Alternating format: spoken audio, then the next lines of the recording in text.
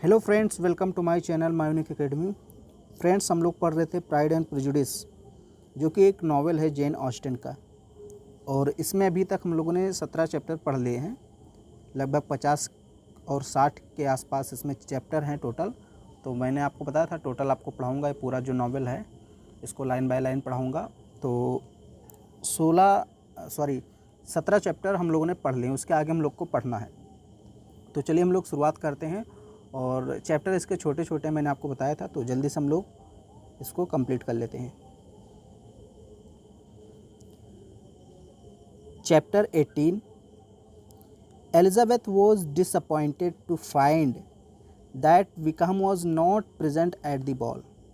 मैंने आपको पिछले पार्ट में बताया था कि जो एक बॉल पार्टी होने वाली थी, उसके लिए सभी लोग इकट्ठा होने वाले थे और उस डांस में पार्टिसिपेट करने वाले थे। तो जब डांस पार्टी हुई तो वहाँ पे विकहम नहीं आया, तो एलिजाबेथ बहुत नाराज़ हो गई। मतलब एक प्रकार से निराश हुई। नाराज़ क्या, निराश आप कह सकते हैं, दुखी हुई।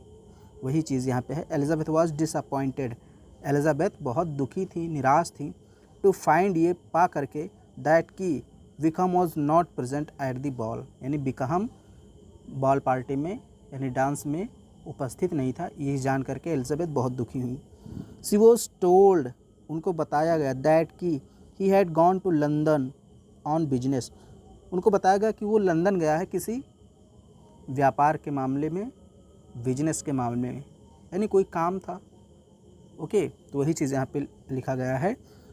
She was told that he had gone to London on business, वो किसी काम से लंदन गया हुआ है। एलिजाबेथ्स फर्स्ट टू डांसेस, ये देखिए, Elizabeth's first two dances with Mr Collins were mortifying for her. देखिए, एलिजाबेथ के जो दो शुरुआती डांस थे वो किसके साथ हुए? मिस्टर कॉलिंस के साथ हुए। वर मॉर्टिफाइंग फॉर हर, वो उसके लिए बहुत ही नीरस थे। मॉर्टिफाइंग का मतलब होता है नीरस, जिसमें कोई मज़ा ही ना आए। तो मैंने शुरू में आपको बताया था पिछले चैप्टर में कि जो एलिजाबेथ है वो धीरे धीरे विकहम की बातों में आ गई थी, मतलब उसकी तरफ आकर्षित होने लगी थी। तो वो चाहती थी कि विकहम से या उसके साथ मैं डांस करूं, लेकिन चूंकि विकहम आया नहीं था और कॉलिंस जो है वो बार बार एलिजाबेथ से रिक्वेस्ट कर रहा था कि आप मेरे साथ डांस कर लीजिए। तो शुरुआती दो डांस यानी दो गाने पे डांस जो है वो एलिजाबेथ ने किसके साथ किया? कॉलिंस के साथ। लेकिन वो डांस जो था नीरस था। He was more apologetic than attending, वो ध्यान देने की बजाय बार बार क्षमा याचना में ही लगा रहा। नीरस क्यों था वो डांस? एलिजाबेथ ने जो कॉलिंस के साथ डांस किया वो नीरस इसलिए लगा क्योंकि एलिजाबेथ डांस पे ध्यान देने की बजाय बात ही करता रहा। अपोलोजेटिक मतलब बार बार क्षमा याचना करता रहा और तारीफ़ में लगा रहा, उल्टी सीधी बातें करता रहा एलिजाबेथ से, क्योंकि वो एलिजाबेथ से शादी करना चाहता था। तो बार बार क्षमा याचना करना या रिझाने की कोशिश करना, इसी बातों में लगा रहा और डांस सही से हो नहीं पाया। तो उससे जो है एलिजाबेथ को अच्छा नहीं लगा। उसने कहा ये जो है डांस बहुत ही मॉर्टिफाइंग था। Next, she danced with an officer, उसके बाद उसने एक ऑफिसर के साथ डांस किया। यानी पहली दो डांस किसके साथ की? कॉलिंस के साथ। उसके बाद अगला जो डांस हुआ वो एक ऑफिसर के साथ एलिजाबेथ ने किया।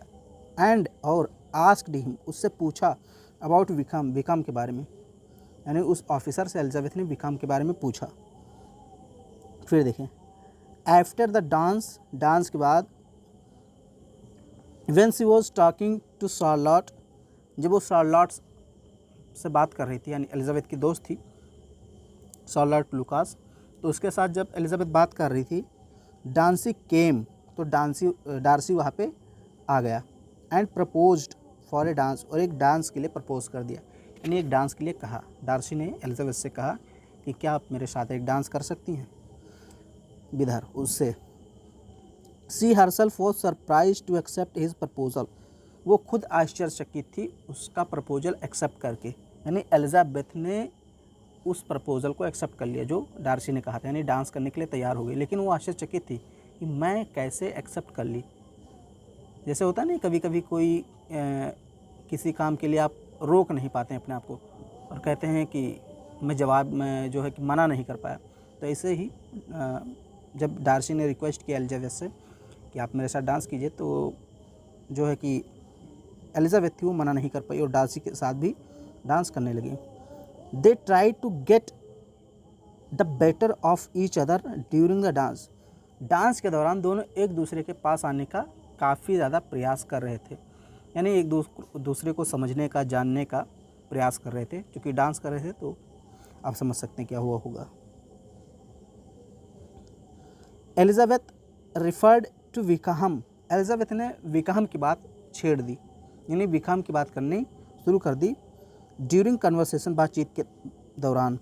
But Darcy change the topic, लेकिन डार्सी ने उस टॉपिक को चेंज कर दिया, उस विषय को चेंज कर दिया एंड डिपार्टेड, और वहाँ से चला गया। देन मिस बिंगले केम, उसके बाद मिस बिंगले आती हैं एंड टोल्ड हर, और उसे बताती हैं not to believe a word of what Wickham had told her, कि विकहम के बताए गए एक भी बात पर भरोसा मत करो।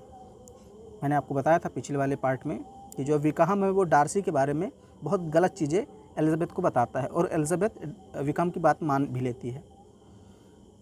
तो जब डार्सी से एलिजाबेथ पूछती है कि आपकी क्या राय है विकहम के बारे में, तो तुरंत जो है डार्सी चला जाता है।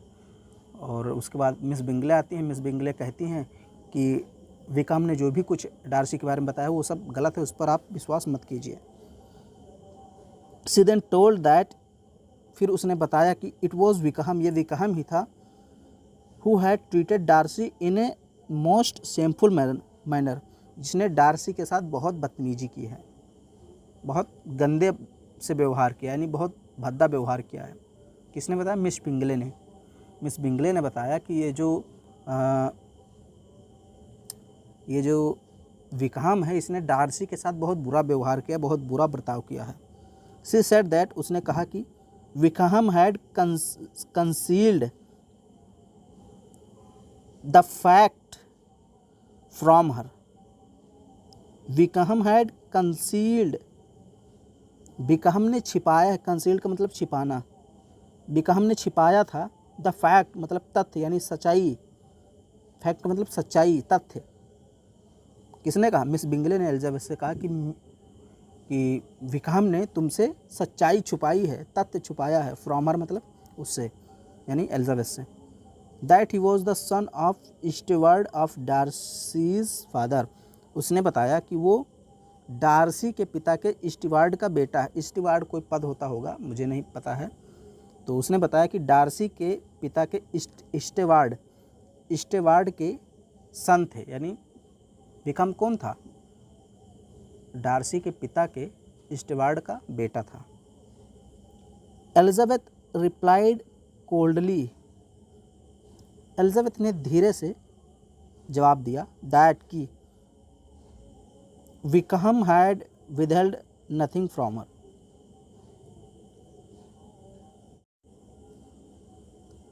सॉरी, थोड़ा बीच में जो है वीडियो अचानक बंद हो गई थी, तो मैं आपको पढ़ा रहा था यहाँ। हाँ, जब मतलब मिस बिंगले जो है एलिजाबेथ से बताती हैं कि विकहम ने तुमसे झूठ बोला है, सच छिपाया है और वो डार्सी के साथ बहुत बुरा व्यवहार किया है, तो एलिजाबेथ रिप्लाइड, एलिजाबेथ उत्तर देती हैं कोल्डली मतलब बहुत ही धीरे स्वर में या शुष्कता से, बहुत विनम्र से, दैट कि Wickham had withheld nothing, Wickham ने कुछ नहीं छिपाया है, फ्रॉम हर उससे। एलिजाबेथ ने कहा विकहम ने मुझसे कुछ नहीं छिपाया है। फिर है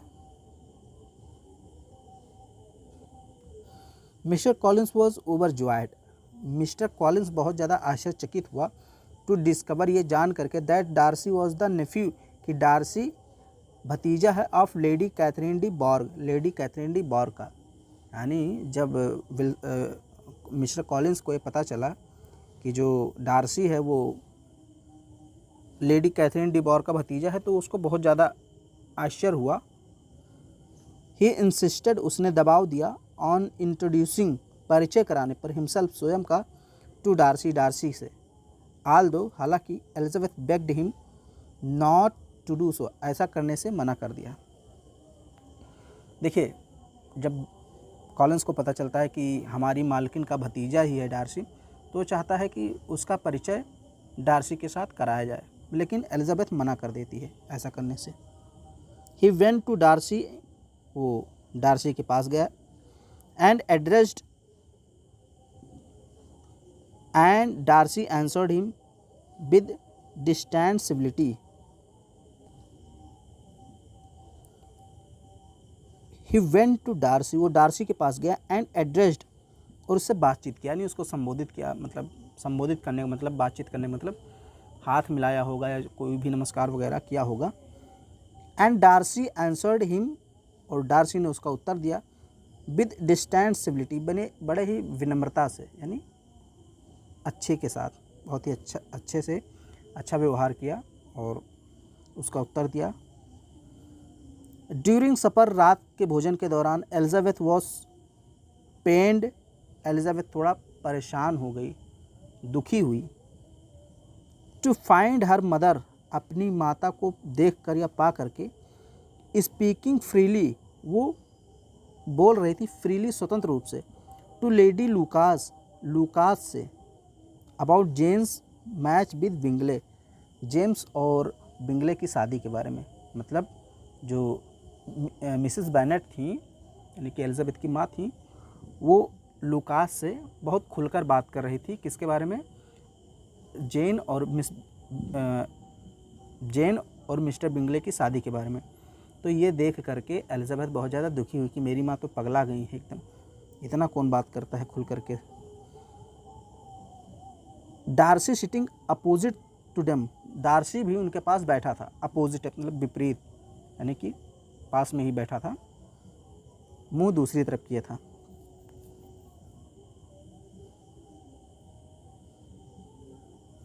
overhead the main part of the conversation, उसने जो है कि उस कन्वर्सेशन के मेन पार्ट को सुन लिया। अब ये जब आप एक मूवी देखेंगे, यूट्यूब पे है, तो उसमें ये होता है कि कुछ पैसे की बात हो रही थी लुकास और उसकी माँ, एलिजाबेथ की माँ जो थी मिसेस बेनेट के बारे में। मिसेस बेनेट और लुकास दोनों बात कर रही थी शादी को लेकर के, और जो है डार्सी सुन लेता है। तो डार्सी को ऐसा लग जाता है कि जो मिसेस बेनेट हैं ये हमारे दोस्त यानी मिस्टर बिंगले से अपनी बेटी की शादी पैसे के लिए करा रही हैं। Darcy sitting opposite to them overheard the main part of the conversation, ये तो मैंने आपको पढ़ा दिया।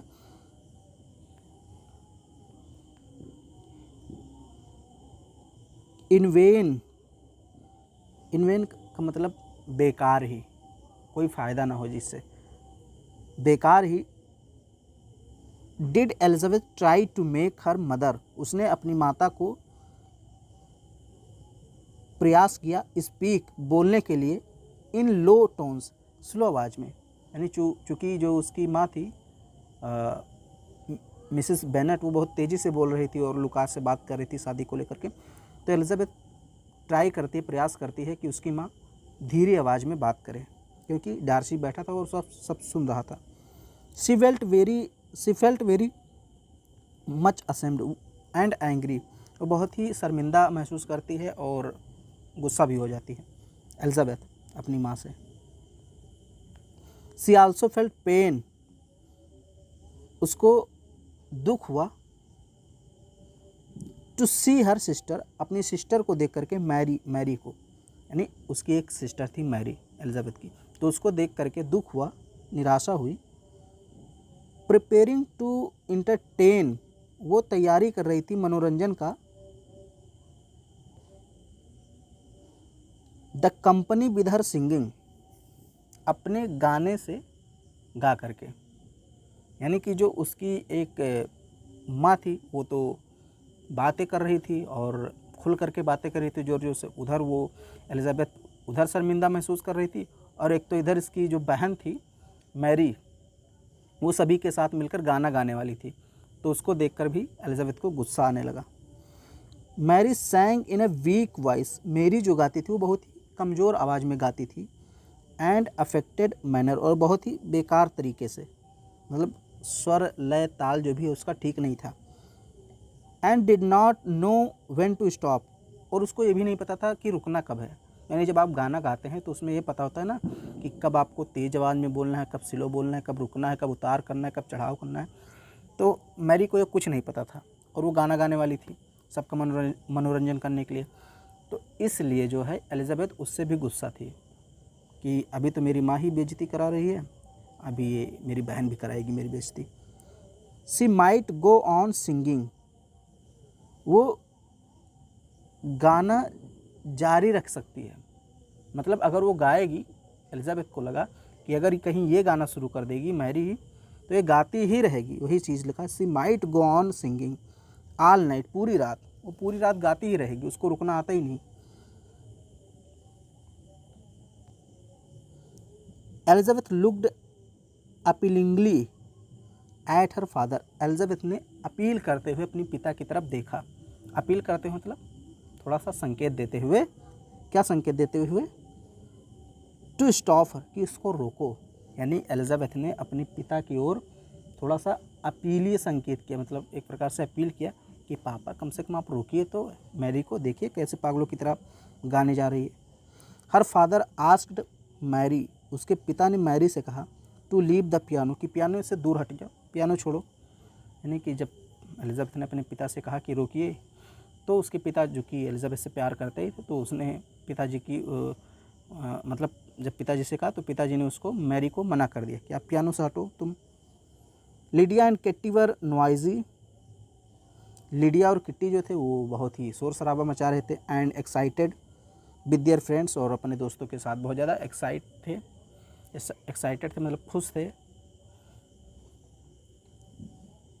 It appear to Elizabeth, Elizabeth को लगा दैट कि her entire family had decided, कि उसकी पूरी फैमिली यानी उसके पूरे परिवार ने डिसाइड कर लिया है, निर्णय कर लिया है, टू शो देमसेल्व्स, अपने आप को दिखाने का, इन देयर वर्स्ट एलिमेंट्स, अपने सबसे बेकार रूप में। यानी एलिज़ाबेथ को ऐसा लगा कि हमारी फैमिली हमारी बेइज्जती कराने आई है, पूरा अपना जो है कि बेकार रूप दिखाने आई है।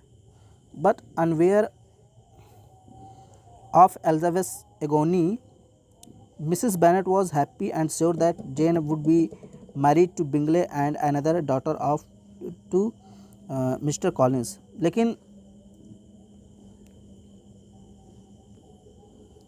एलिज़ाबेथ की पीड़ा से बेखबर, देखिए क्या लिखा, बट लेकिन अनवेयर, वेयर का मतलब होता है, अवेयर का मतलब होता है जब आप किसी चीज़ से जागृत रहें, जागरूक, तो उसको अवेयर बोलते हैं। लेकिन अनअवेयर लिखा यानी कि अजागरूक, अजागरूक का मतलब बेखबर, आपको कोई खबर ही नहीं। तो वही चीज़ लिखा है कि बट लेकिन अनअवेयर, बेखबर ऑफ एलिज़ाबेथ's एगोनी, एलिज़ाबेथ के दुख से। यानी एलिज़ाबेथ निराश थी ये सारी चीज़ें देख कर के, उसकी फैमिली ड्रामा कर रही है, सभी लोग हंस रहे हैं, लेकिन जो एलिज़ाबेथ की माँ थी उसी की बात हो रही। ये देखिए Mrs Bennett, Mrs Bennett Elizabeth के दुख से बेखबर होकर वॉज हैप्पी, वो बहुत खुश थी। उसको पता ही नहीं था कि एलिज़ाबेथ क्या फील कर रही, क्या सोच रही, कुछ नहीं सोच रही थी। एलिज़ाबेथ की माँ बहुत खुश थी, क्या सोच करके, एंड श्योर दैट, और निश्चित थी कि Jane would be married to Bingley, की जेन की शादी बिंगले से हो जाएगी, and one daughter to Mr Collins, और एक बेटी की शादी मिस्टर कॉलिंस से हो जाएगी। ये सोच करके एलिज़ाबेथ की माँ खुश थी। उसको तो दुख की पड़ी ही नहीं थी कि एलिज़ाबेथ क्या सोच रही है, क्या बेइज्जती फील कर रही है, कुछ उसको नहीं पड़ा था। तो उम्मीद करता हूँ आपको ये वीडियो समझ में आया होगा, ये जो पूरा मैंने आपको पढ़ाया चैप्टर समझ में आया होगा। और वीडियो पसंद आए तो उसको लाइक कर दीजिए, शेयर कर दीजिए, और इस चैनल पे पहली बार हैं तो चैनल को सब्सक्राइब जरूर कीजिए।